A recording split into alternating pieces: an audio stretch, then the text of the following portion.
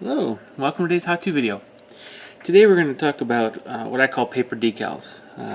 They're not really decals, I guess. They are markings that you'll be able to put on vehicles. Probably not infantry size models, but definitely your vehicle size models. Most of your walkers are larger. They represent essentially thin metal plate that would be affixed to either through welding or through screws or bolts onto the side of a vehicle. Oftentimes you'll see builder's plates is a great example of this type of an application.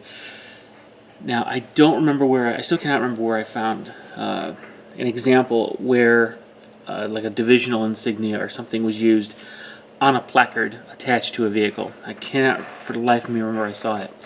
But the concept of having a placard applied to a vehicle kind of rang a bell with me, because one of the problems I'm having is I don't have a printer that I can use to make decals, wet slide decals. And I have several custom images that I want to use as insignia for my army, basically the entire army wide. So because of this, I was able to get past the almost toy-like concept of using paper decals by associating kind of with those plates, those placards. So essentially what we're doing here is we're going to take a regular, you take your design, preferably color, but it doesn't have to be, and you just print it out on a regular piece of paper. And I've got more than enough insignia to do, I think it was 130 vehicles, which I don't think I'll ever have, but it's good to have spares, and it's good to have them for buildings and other reasons. So I already cut a couple out, and I'm going to want to walk through how do you go about doing this. So first thing I'm going to do is go ahead and zoom in. We'll take a closer look at the vehicle. Now, like I said, we're going to be placing this. There's actually two places we could affix this, and that's the first thing you got to do before you do anything else. Try to figure out where do you want it. So I could place it there, which doesn't look too bad. As I take a look at it,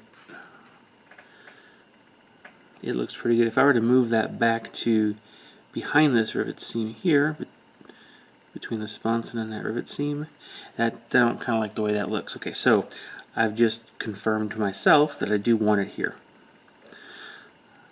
Okay, so essentially now you're ready to start thinking about how do I do this. The first thing is print out the decal. Put it on regular bond paper, printer paper if you will. Nothing fancy, don't make it too heavy. The key here is to make it as thin as possible to create a nice sharp image and yet not stand out too far from the model in height. A 5,000 piece of sheet styrene is thicker than this small piece of paper, and so it will look almost painted on. But if you look really close, you can see that it's got a little bit of relief to it, and that'll look like a placard. Alright, so once you've designed your image or printed out, you need to cut it out. Now, you have to use the sharpest pair of scissors and the sharpest X-Acto knife you have. I used this small blade here to do some of the finer work, because if you will notice at the very bottom of this, let me see if I can focus this at all. See, there's the very bottom, there's a point, and I wanted to make sure that stayed there. Matter of fact, I can actually trim this one a little better. Here's a different one. This is the other one. See, there's that point. Okay, so I had to use the sharpest X-Acto knife I had to get as close to that to cut the white paper away, just to leave the red point. That was the goal. And the sharpest number 11 X-Acto blade you have is the best way to go about doing that. Cut it on a very hard surface, such as a thin sheet of metal, like a tin can lid, or a sheet of glass, whatever your workspace has. Nothing soft. Alright. Now make sure your hands are clean. You do not want any oils or dirt to get on that paper or the ink, because it will discolor it. And remember, you are going to be varnishing over this, so you don't want to trap any of that dirt in the piece of paper. Now, you're going to be using a contact cement. I happen to be using a Tester's one here, but it's just a good old-fashioned gel type contact cement. Make sure it's not too thick, because what you're going to be doing is you're going to be applying it to the back of the paper and affixing it to the side of the vehicle. Make sure the vehicle's side is not glossy. It should be flat, and it should have a varnish on it, not just the paint, because again, you want a durable surface on which for this glue to adhere to. If it's just, like I say, acrylic paint, that will come right off, the decal pop off with some wear. So the best thing is to just hit it with a good dull coat or flat varnish, and then you got the surface prepared. Alright, so let me back up here, and we're going to kind of watch the magic unfold, so to speak. Alright, let's see if you can do this. I'm going to move this back, move this up. Alright, let's see. Well, that reflection is really, really good. I don't want that.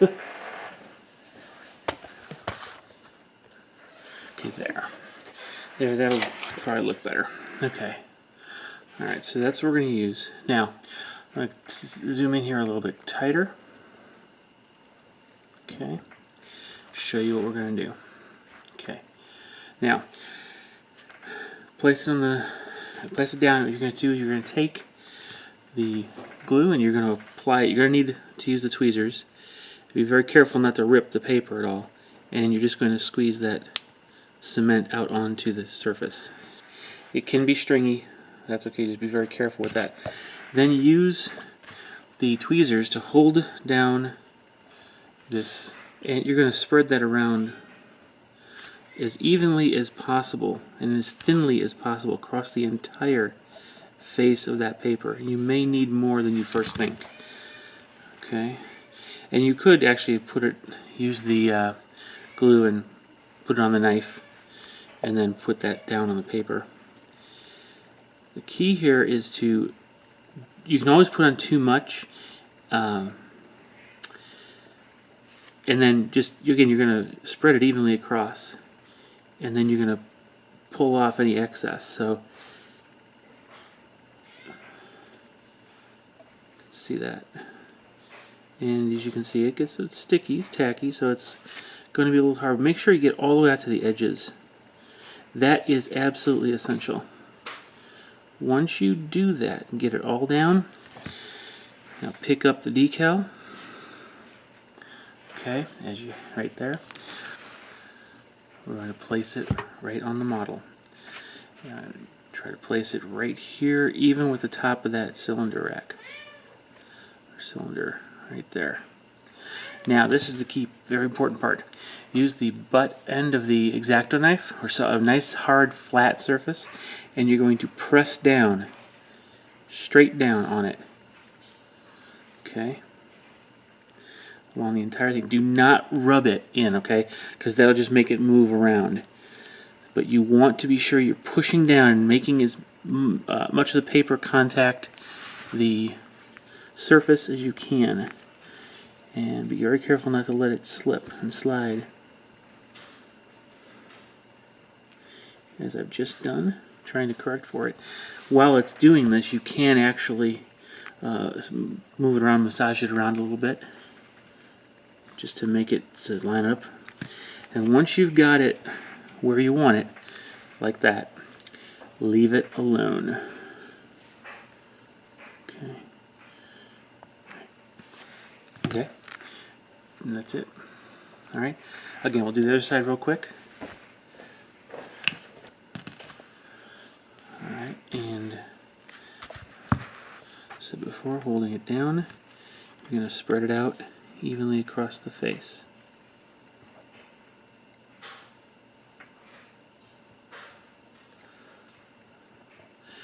I'm going to need a little bit more, maybe not. I think I've got enough on there. Carefully inspect it to make sure you got it, and I do. So now you go ahead and Get the model lined up.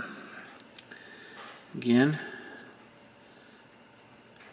very carefully line things up.